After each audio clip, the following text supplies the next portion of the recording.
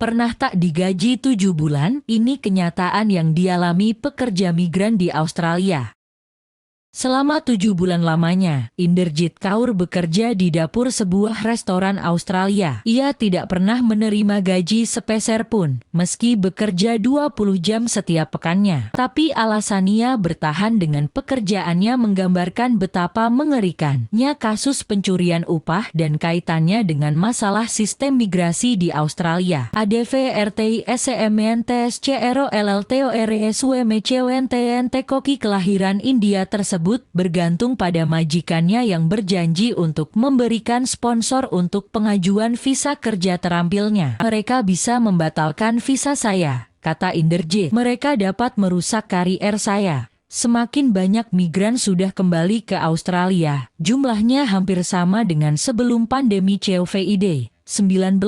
Untuk pertama kalinya, Inderjit membagikan kisahnya untuk pertama kalinya di media dengan harapan agar orang lain tercegah dari eksploitasi. Pemerintah federal Australia berusaha merombak sistem migrasi Australia dan telah memprioritaskan penanganan hak migran. Banyak yang terjebak dalam ketidakpastian, kata Menteri Dalam Negeri Australia Claire O'Neil dalam pidatonya pekan lalu, yang juga mengakui sistem migrasi yang rusak dan rumit. Pengalaman Inderjit menunjukkan bagaimana birokrasi menghambat para migran untuk mendapatkan kehidupan yang lebih layak di Australia. Inderjit dan suaminya, Daljit, asal Punjab, pertama kali ke Australia menggunakan visa pelajar di tahun 2009. Mereka mengambil pinjaman untuk menempuh pendidikan tinggi di Australia, karena menganggapnya salah satu cara untuk mendapatkan pekerjaan dan izin tinggal permanen di sana. Inderjit belajar memasak dan bisnis karena mendengar ada banyak lowongan pekerjaan di bidang perhotelan di Australia. Ia melahirkan 2 orang anak saat belajar dan bekerja, hingga akhirnya lulus pada tahun 2016.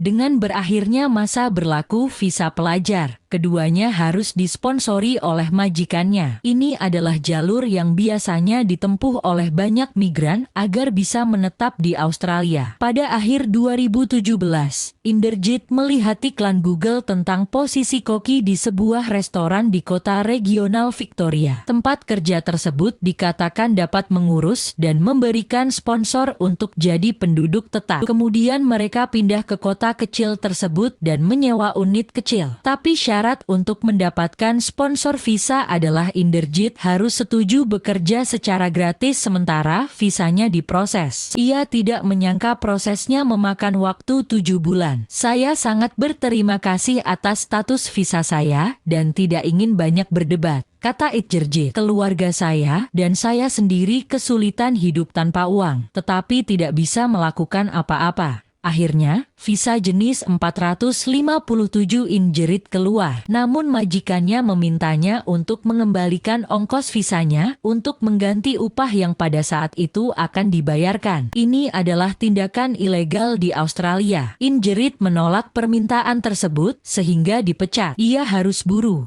mencari pekerjaan baru dalam waktu 60 hari lagi supaya visanya tidak dibatalkan. Saya hancur, benar-benar hancur, kenangnya tentang masa tersebut. Inderjit dan Daljit sampai harus mempertimbangkan untuk mengeluarkan anak mereka yang lahir di Australia dari sekolah dan kembali ke India. Inderjit menemukan agen migrasi yang membantunya mendapatkan visa pelajar 6 bulan dan kemudian menghubungi pusat hukum gratis untuk pekerja migran. Disinilah ia menemukan harapan. Pengacara yang bekerja secara pro bono untuk pusat buruh migran membawa kasus bos Inderjit dan perusahaan yang mereka miliki ke pengadilan. Dalam putusan di pengadilan federal pada akhir tahun 2020, Hakim Heather Riley mendukung Inderjit. Keputusannya didasarkan pada kesepakatan antara Inderjit dan majikannya, di mana ia harus bekerja gratis selama 20 jam seminggu selama 7 bulan sambil menunggu kepastian visa 457. Perjanjian apapun yang mereka miliki adalah ilegal. Demikian putusan hakim. Majikan Inderjit diputuskan telah melanggar Fair Work Act atau undang-undang pekerja dengan tidak membayar upah minimum, tunjangan, dan menuntut penggantian upah dan biaya sponsor. Masalah yang dihadapi pekerja migran di Australia sudah lama dibahas di media sejak terungkapnya skandal pencurian upah di jaringan minimarket 7-Eleven pada tahun 2015. Sejak kejadian tersebut, Profesor Alan Fels ditugaskan oleh pemerintah Australia untuk meninjau sistem tersebut. Hasil laporan Satuan Tugas Pekerja Migran yang diterbitkan pada awal 2019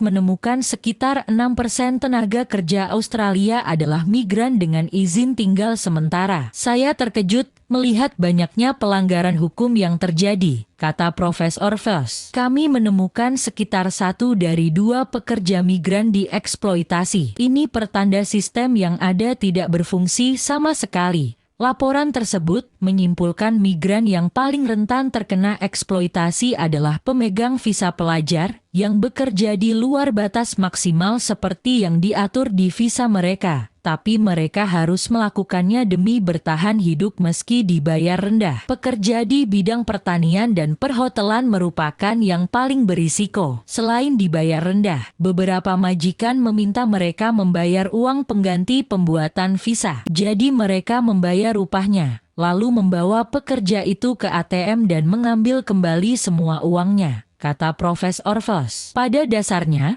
mereka bekerja secara gratis. Departemen Dalam Negeri Australia sudah mengadakan pertemuan dengan berbagai pemangku kepentingan, termasuk di antaranya Serikat Pekerja dan lembaga hukum. Mereka meminta agar ada perlindungan yang lebih banyak bagi pekerja yang melaporkan majikan mereka yang melakukan eksploitasi, sehingga tidak takut status visa mereka dicabut. Sebanyak 40 kelompok advokat tersebut juga menyerukan diadakannya visa khusus bagi para migran yang sedang mengurus perkara dengan majikan di pengadilan, agar mereka tetap bisa tinggal di Australia. Saya akan mendukung setiap tindakan yang mendorong pekerja yang dieksploitasi untuk maju tanpa takut dideportasi, kata Profesor Fels. Hal ini juga diakui oleh Menteri Migrasi Australia, Andrew Gilles. Tidak ada yang bisa memaafkan perilaku predator majikan yang mengeksploitasi orang, kata Gilles. Tapi ada juga masalah struktural yang jelas bermain. Praktik eksploitatif ini dialami seluruh tenaga kerja Australia dan benar-benar mengurangi upah dan kondisi bagi semua pekerja. Pemerintah Federal Australia belum menetapkan waktu kapan akan ada perombakan sistem migrasi, tetapi temuan ABC mendapatkan informasi lebih lanjut akan dirilis sekitar bulan Mei, waktu anggaran belanja diumumkan. Satu-satunya peringatan saya adalah jangan mengubur masalah upah migran dalam tinjauan migrasi yang lebih luas dan akhirnya tidak melakukan apa-apa, kata Profesor Fels. Migran tidak mendapatkan perlakuan yang adil menurut standar Australia. Mereka harus mendapatkan perlakuan yang sama, keadilan yang sama, perlindungan yang sama di bawah hukum, seperti pekerja manapun. Setelah melawan majikannya di pengadilan, Inderjit masih berada di Australia dengan jenis bridging visa. Visa ini jadi pilihan terakhir bagi seseorang yang ingin tinggal di Australia. Dengan visa ini, ia tetap bisa bekerja dan mendapatkan upah yang layak untuk pekerjaan memasak di dapur restoran lain. Australia adalah negara yang baik, katanya. Ada beberapa area yang penuh dibenahi, tapi di luar itu, saya sangat senang berada di sini. Diproduksi oleh Natasha Salim dari Laporan dalam Bahasa Inggris. Simak juga di hadapan Profesor Australia. Luhut tegaskan Eri bukan banan Republik Gambas. Video 20 detik.